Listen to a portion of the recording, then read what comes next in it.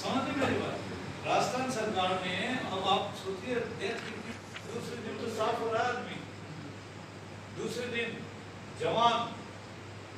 आज की तारीख में जैसे अगर किसी को हो गया तो शाम तक तो उसको पता ही नहीं चलता है, दूसरे दिन भी पता नहीं चलता है, उसका सीटी स्कोर 30 आ जाता है। कोई भी मिरेकल जब तक नहीं होगा, अल्लाह ताला नहीं चाहेंगे, तब तक वो बच नहीं सकते। ठीक है, अल्लाह ताला हर के ऊपर तो खुश नहीं हो सकते ना, वो तो अपने जो का त्यौहार है और इस मौके पर सभी मुस्लिम जो समुदाय है उनको मैं ईद की मुबारकबाद देता हूं और इन खुशियों में सब लोग शरीक हों, ऐसी मैं सब लोगों से अपील करता हूं।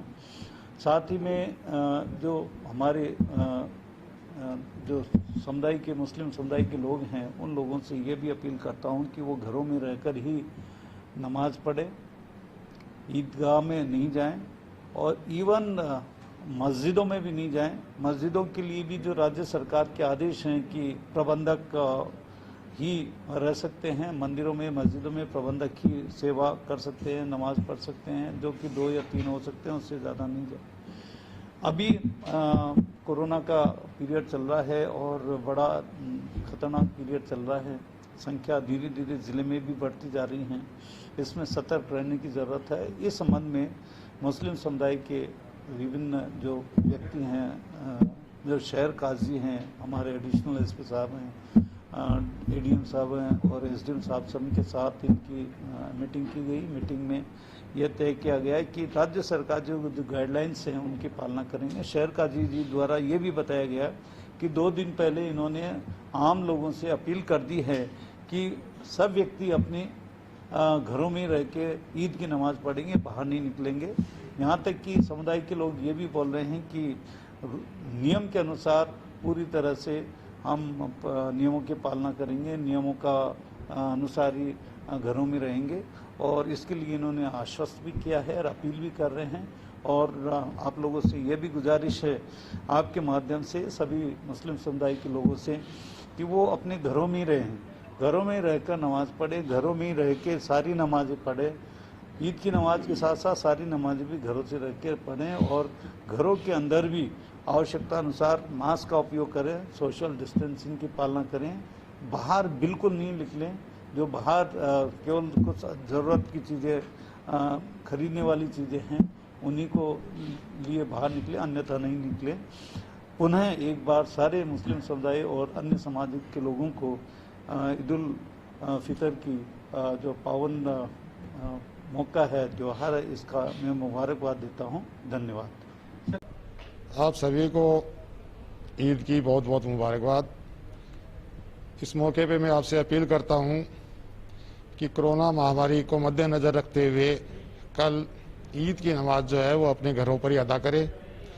प्रशासन का पूरा सहयोग करें, क्योंकि प्रशासन जिस प्रकार से लगा हुआ रात दिन कड़ी मेहनत कर रहा है, अपने जीवन की परवाह नहीं कर रहा है, फिर भी आप लोगों की सेवा कर रहा है, तो उसको रखते हुए आप उनकी पूरी मदद करें और घरों पर रहकर इबादत करें और देश में अमन चैन की जो है वो दुआ मांगे, जिससे कि इस महामारी से जो है जल्दी से जल्दी देश को जो है निजात दिला जा सके। धन्यवाद। जाज नबी सजादा नसीन दरगाह हजरत कमरुद्दीन शाह सभी मुस्लिम भाइयों को और शहर के सभी लोगों को, हिंदू मुस्लिम सब भाइयों को अपनी तरफ से ईद की मुबारकबाद पेश करता हूं और ख़ास तौर से नौजवानों को, बुजुर्गों को, माँ बहनों को, सबको मैं ये अपील करना चाहता हूं कि आप कल ईद की नमाज अपने अपने घरों में पढ़ें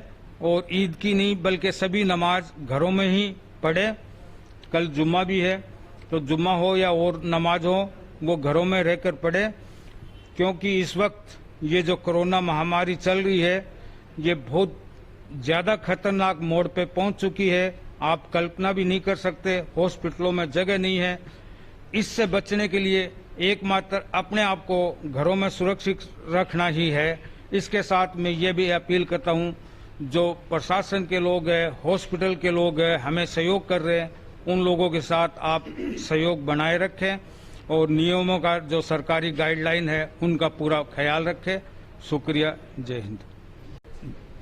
एक तो ये कि कल ईद उल फितर है और मैं ईद की मुबारकबाद पेश करता हूँ आप हजरात को, और मेरी ख़ास तौर से मुस्लिम नौजवानों से बहुत ही दर्दमंदाना मुखलिसाना अपील है कि आप अपने अपने घरों के अंदर नमाज पढ़ें। हालात बहुत ख़राब आने वाले हैं और अपने नमाज ही सिर्फ घर पे नहीं पढ़ें बल्कि ज़्यादातर अपना टाइम जो है वो घरों पे गुजारें आप। मतलब और एक ये कि कल ईद है तो आप अपने भाइयों से भी, माँ बाप से भी मुसाफा नहीं मिलाएं, गले नहीं मिलें, बल्कि दूर से मुबारकबाद दे दें और मतलब सरकार जो गाइडलाइन दे रही है उसका पालन करें हम।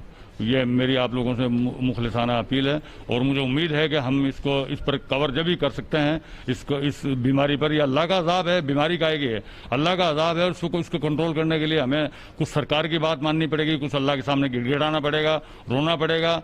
और हम इन लोगों के भी शुक्रगुजार हैं जो लोग हमारे डॉक्टर साहिबान हैं, जैसे नर्सेज हैं, हमारा जिला प्रशासन वगैरह है, हम इन लोगों के मशकूर हैं कि वो हमें गाइडलाइन दे रहे हैं और हम उस पर अमल करेंगे और मुझे उम्मीद है कि हम मतलब उस पर पूरा उतरेंगे और कोरोना को हरा देंगे।